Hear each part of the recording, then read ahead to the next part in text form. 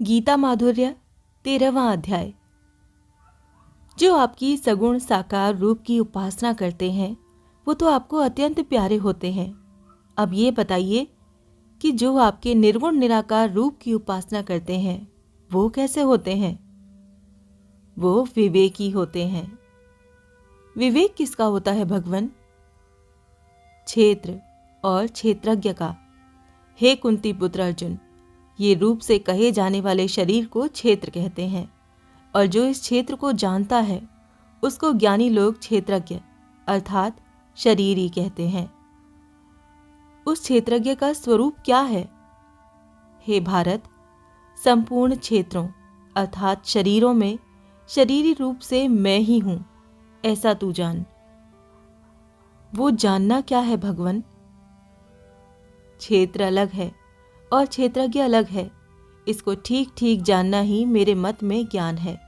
तात्पर्य है कि क्षेत्र की संसार के साथ एकता है और क्षेत्रज्ञ की मेरे साथ एकता है। इसका ठीक ठीक अनुभव करना ही मेरे मत में ज्ञान है। क्षेत्र और क्षेत्रज्ञ के ज्ञान के लिए कौन सी बातें जाननी आवश्यक होती हैं? 6 बातें जाननी आवश्यक होती हैं। क्षेत्र के विषय में 4 और क्षेत्रज्ञ के विषय में 2। वो क्षेत्र जो है, जैसा है, जिन विकारों वाला है और जिससे पैदा हुआ है, तथा वो क्षेत्रज्ञ जो है और जिस प्रभाव वाला है, वो सब संक्षेप से तू मुझसे सुन। तो इसका विस्तार से वर्णन कहाँ हुआ है भगवन?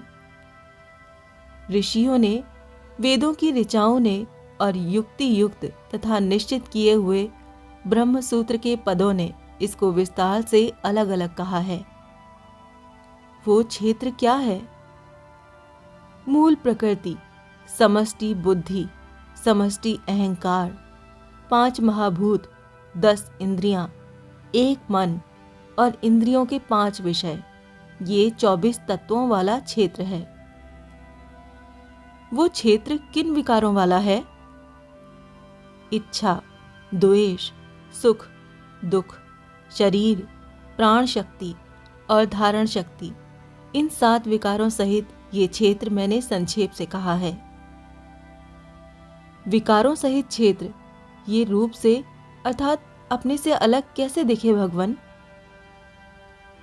अपने में श्रेष्ठता के अभिमान का अभाव, अपने में दिखावटीपन का न होना, शरीर, मन और वाणी से किसी को किंचित मात्र भी दुख न देना, क्षमा का भाव, शरीर, मन और वाणी की सरलता, ज्ञान प्राप्ति के लिए गुरु के पास जाकर उनकी सेवा करना, शरीर और अंतःकरण की शुद्धि, अपने लक्ष्य से विचलित न होना, मन को वश में करना, इंद्रियों के विषयों से वैराग्य होना, अहंकार रहित होना, वैराग्य के लिए जन्म, मृत्यु, वृद्धावस्था और रोगों में दुख रूप दोषों के मूल कारण को देखना, आसक्ति रहित होना, स्त्री, पुत्र, घर आदि में तल्लीन न होना, अनुकूलता प्रतिकूलता की प्राप्ति में चित्त का सदा सम रहना, संसार की उपरति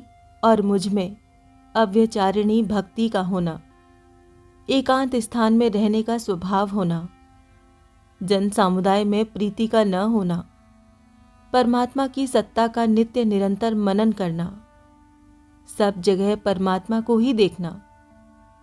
इन 20 साधनों से शरीर ये रूप से दिखने लग जाएगा। शरीर को ये रूप से अर्थात अपने से अलग देखना ज्ञान है और इसके विपरीत शरीर को अपना स्वरूप देखना अज्ञान है। इस ज्ञान से प्राप्त होने वाला तत्व क्या है? ज्ञेय तत्व अर्थात परमात्मा है। मैं उस ज्ञेय तत्व का वर्णन करूंगा जिसको जानने से अमरता की प्राप्ति हो जाती है। उस ज्ञेय तत्व का स्वरूप क्या है? वो आदि अंत से रहित और परम ब्रह्म है। वो न सत कहा जा सकता है और न असत कहा जा सकता है। तो भी वो कैसा है भगवन?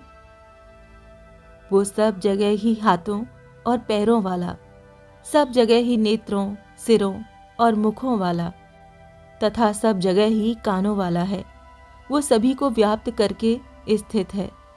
वो संपूर्ण इंद्रियों से रहित है और संपूर्ण इंद्रियों के विषयों को प्रकाशित करने वाला है। वो आसक्ति रहित है और संपूर्ण संसार का भरण पोषण करने वाला है। वो गुणों से रहित है और गुणों का भोक्ता है। एक ही तत्व में दो विरोधी लक्षण कैसे हुए? अनेक विरोधी भाव उस एक में ही समा जाते हैं और विरोध उसमें रहता नहीं, क्योंकि स्थावर जंगम आदि संपूर्ण प्राणियों के बाहर भी वही है और भीतर भी वही है, तथा चर अचर प्राणियों के रूप में भी वही है, अर्थात इसके सिवाय दूसरी कोई सत्ता है ही नहीं। दूर से दूर भी वही है और नजदीक से नजदीक भी वही है। वो अत्यंत सूक्ष्म होने से अविज्ञेय है, अर्थात इंद्रियों और अंतःकरण का विषय नहीं है, इसीलिए उसमें विरोध नहीं है। उसमें विरोध न होने का और कारण क्या है भगवान? वो परमात्मा विभाग रहित होता हुआ भी अनेक विभाग वाले प्राणियों में विभक्त की तरह स्थित है।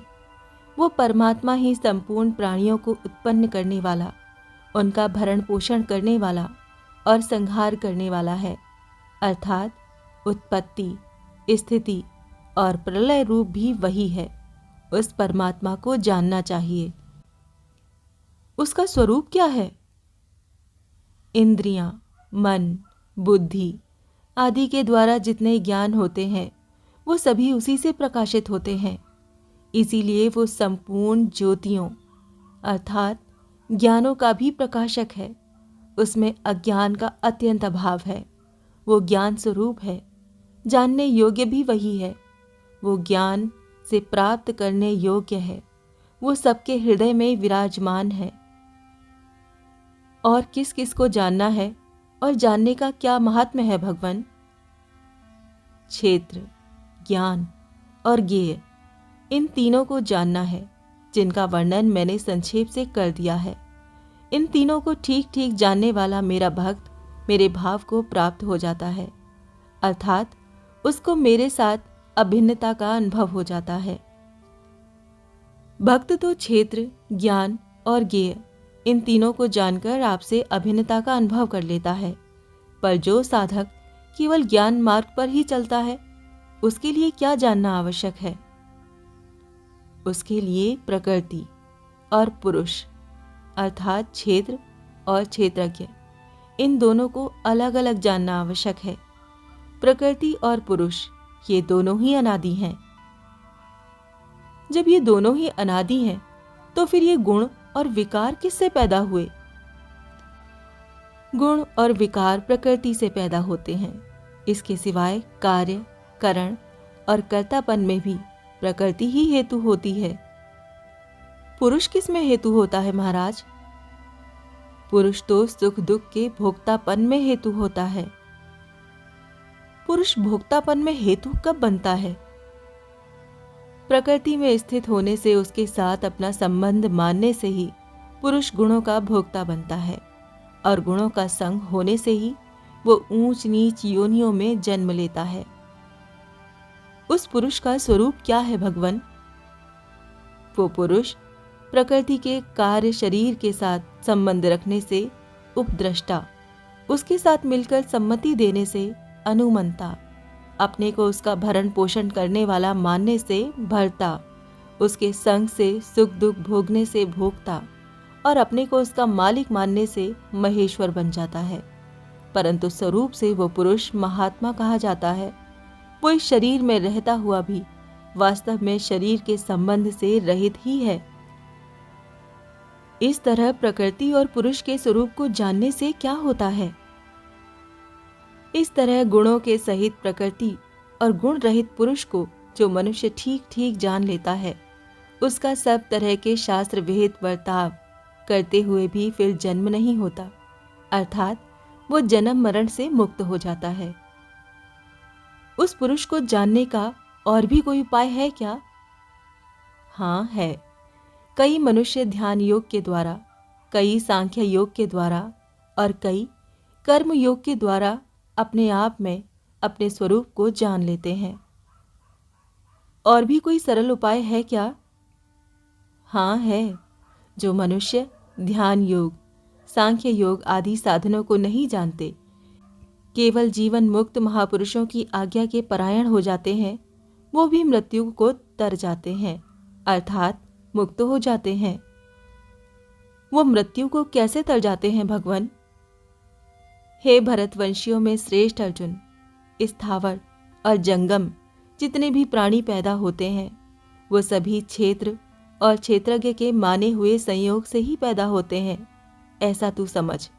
इसीलिए क्षेत्र के साथ अपना संयोग न मानने से वो तर जाते हैं, जन्म मरण से मुक्त हो जाते हैं। इस संयोग से छूटने के लिए मनुष्य को क्या करना चाहिए? 2 बातें करनी चाहिए। स्वतःसिद्ध परमात्मा के संबंध को पहचानना और प्रकृति अर्थात शरीर से संबंध तोड़ना। विषम संसार में जो समरूप में स्थित है और नष्ट होने वालों में जो अविनाशी रूप से स्थित है तथा जो परम ईश्वर है, ऐसे अपने परम स्वरूप को जो देखता है वही वास्तव में सही देखता है, अर्थात उसको वास्तविक स्वरूप का अनुभव हो जाता है। सब जगह समान रूप से परिपूर्ण परमात्मा के साथ एकता होने से शरीर के साथ तादात्म्य का अभाव हो जाता है। फिर वो अपने द्वारा अपनी हत्या नहीं करता, अर्थात शरीर के मरने से अपना मरना नहीं मानता। इसीलिए वो परम गति को प्राप्त हो जाता है। आपने परमात्मा के संबंध को पहचानने की बात तो बता दी, अब ये बताइए कि शरीर से संबंध कैसे तोड़ें? संपूर्ण क्रियाएं प्रकृति के द्वारा ही होती हैं, ऐसा ठीक बोध होने से वो अपने में कर्तव्य के अभाव का अनुभव करता है तथा जिस समय वो संपूर्ण प्राणियों के अलग अलग भावों को एक प्रकृति में ही स्थित और प्रकृति से ही उत्पन्न देखता है, उस समय वो ब्रह्म को प्राप्त हो जाता है। फिर उसका प्रकृति के साथ संबंध नहीं रहता। ऐसा क्यों होता है? हे कुंती नंदन, ये पुरुष स्वयं अनादि और गुण रहित होने से स्वयं अविनाशी परमात्म स्वरूप ही है। ये शरीर में रहता हुआ भी वास्तव में न करता है और न लिप्त होता है, अर्थात ये कर्ता और भोक्ता नहीं है। ये लिप्त कैसे नहीं होता है? जैसे आकाश सर्वत्र व्याप्त होते हुए भी अत्यंत सूक्ष्म होने के कारण किसी वस्तु, व्यक्ति आदि में कभी लिप्त नहीं होता, ऐसे ही ये पुरुष सब जगह परिपूर्ण होते हुए भी किसी भी शरीर में किंचिन मात्र भी लिप्त नहीं होते। ये पुरुष कर्ता कैसे नहीं बनता भगवान? हे भारत, जैसे एक ही सूर्य संपूर्ण विश्व को प्रकाशित करता है पर उसमें प्रकाशित करने का कर्तृत्व नहीं आता, ऐसे ही ये क्षेत्रज्ञ संपूर्ण क्षेत्र को प्रकाशित करता है पर उसमें कर्तृत्व नहीं आता, प्रत्युत प्रकाशक मात्र ही रहता है। इस तरह जो ज्ञान रूपी नेत्र से क्षेत्र और क्षेत्रज्ञ के भेद को तथा प्रकृति और उसके कार्य से अपने को अलग अनुभव कर लेते हैं, वो परमात्मा को प्राप्त हो जाते हैं। गीता माधुर्य का 13वां अध्याय यहाँ समाप्त होता है। ओम नमो भगवते वासुदेवाय नमः।